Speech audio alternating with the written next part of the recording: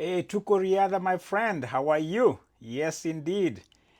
My other human being, a brother, anybody out there, what do you know? I know a few things.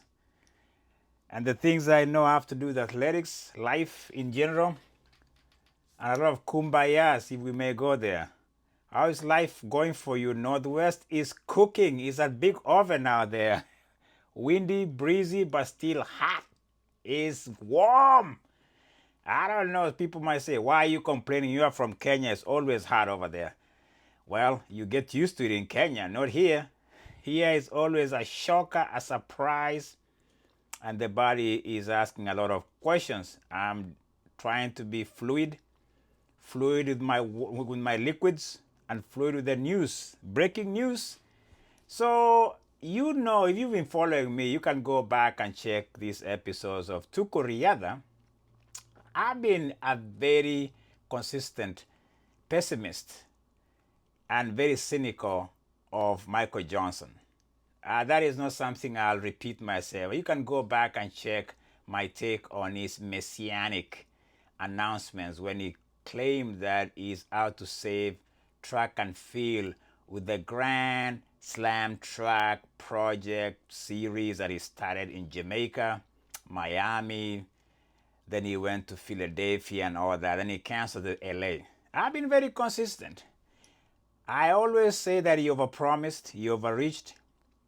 He sounds like a guy who was out to steer us into something that is becoming anything but a rogue project. Rogue indeed, because according to a magazine here in America, Forbes magazine, which is, they are reputable. They have a reputation for being a magazine that expose, they do investigative stuff on what is happening. And now their lenses to find out what this GST is all about. The fallout hasn't been good. We know of officials who've just walked out, or they got fired. How you look at it, it doesn't matter. If you look at my opening description of Tukoriada, I'm pro athletes. I'm pro athletes. I used to be athlete.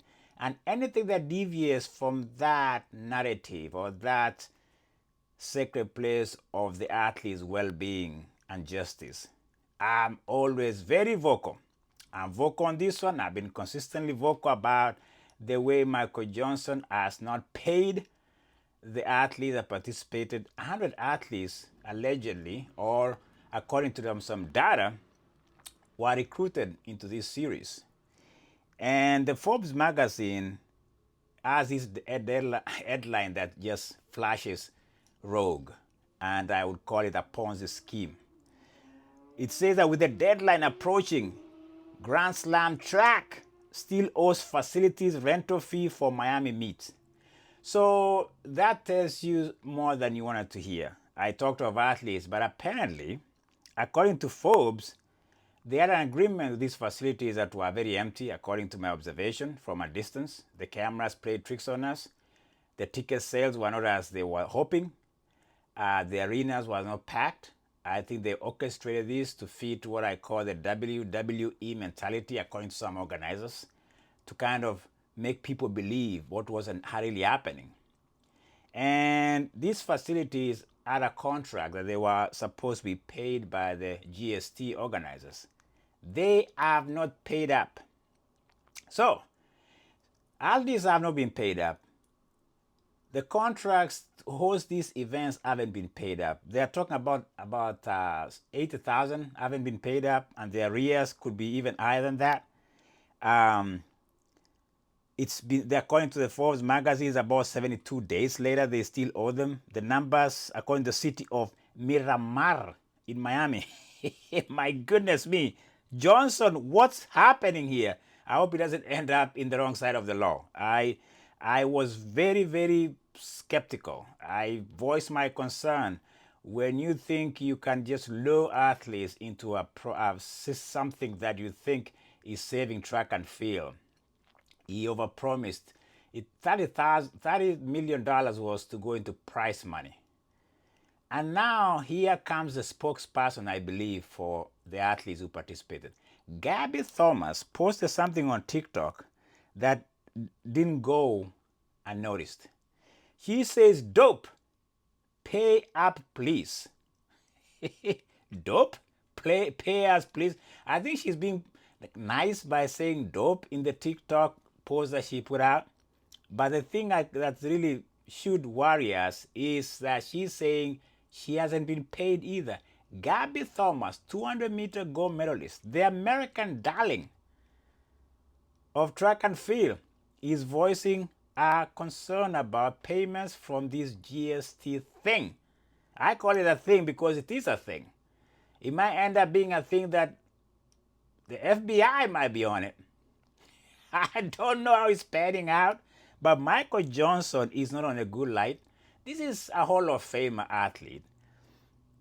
And this is what's happening to him. Underneath what we are watching here is the fact that this Forbes magazine talks about the complexes that they had rented out, haven't been paid.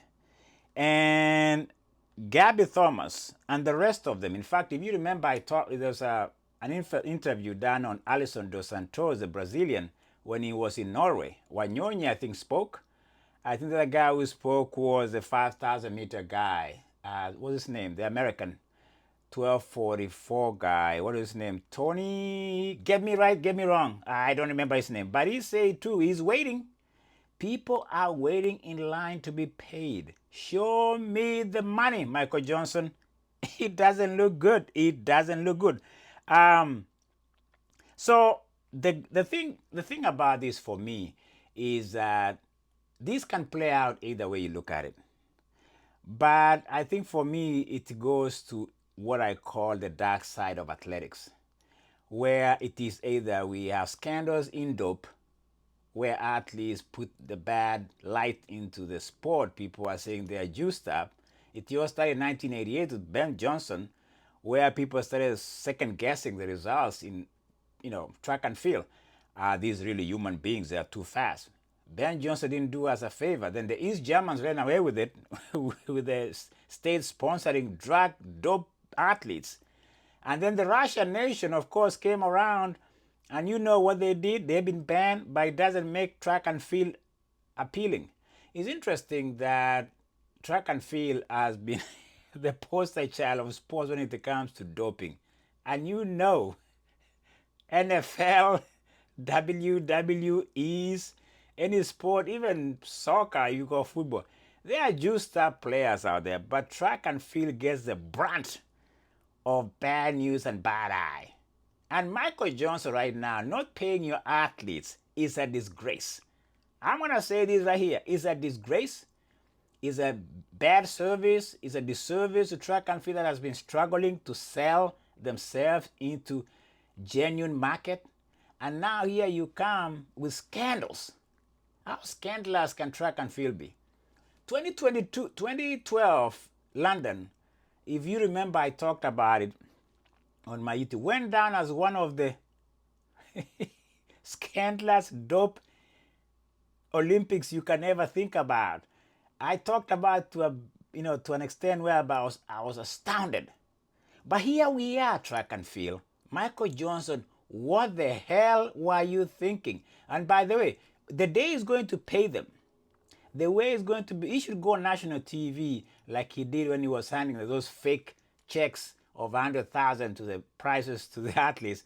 The day he pays them, he should do that publicly so that finally we can clear the air. I recommend that don't pay them under the table, so to speak. Don't wire the money. Make it a public event so that you can clear the air, Michael Johnson. This is wrong. This is why we are struggling as a sport. And you know how passionate I am. So Gabby Thomas, dope that. Pay me, please, she says. Forbes magazine is saying things are not happening well. And I think when the non-athletic, the non-track and field fans start to see this, it doesn't bode well for track and field, most here in America. And for me, what is troubling is that people take advantage of athletes because, these athletes, they're underpaid. And so when they hear somebody like Michael Johnson telling them he's going to pay them $200,000, $100,000, $50,000, these are poor athletes, of course they'll come to it. They will come and show up. Okay? But now we are facing an issue of they haven't been paid. These athletes are voicing concern. The newspapers, and me in particular, have always been skeptical about because I know from experience, I've been exploited back in the days. There are agents out there in the world that will exploit these poor athletes, pocket the money, and give them what really is not what they are supposed to get. That is just some things, some dark side of sports that I know about. It doesn't get any worse than that. So exploitation is part of the game.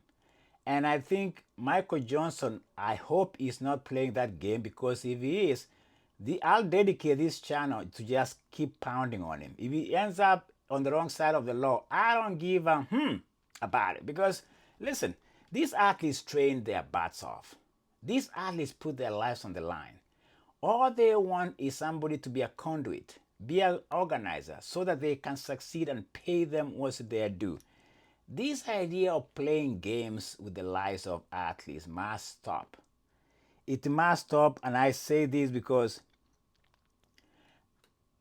I've always said athletes make the world great, whether we agree or not. They put their, as I say, they sacrifice a lot. Some sacrifice family, some sacrifice happiness sometimes, if I may say. Jacob Embiston, I've talked about his mental health. We've talked about a more thing. And some of these people, you can see mentally it can be draining.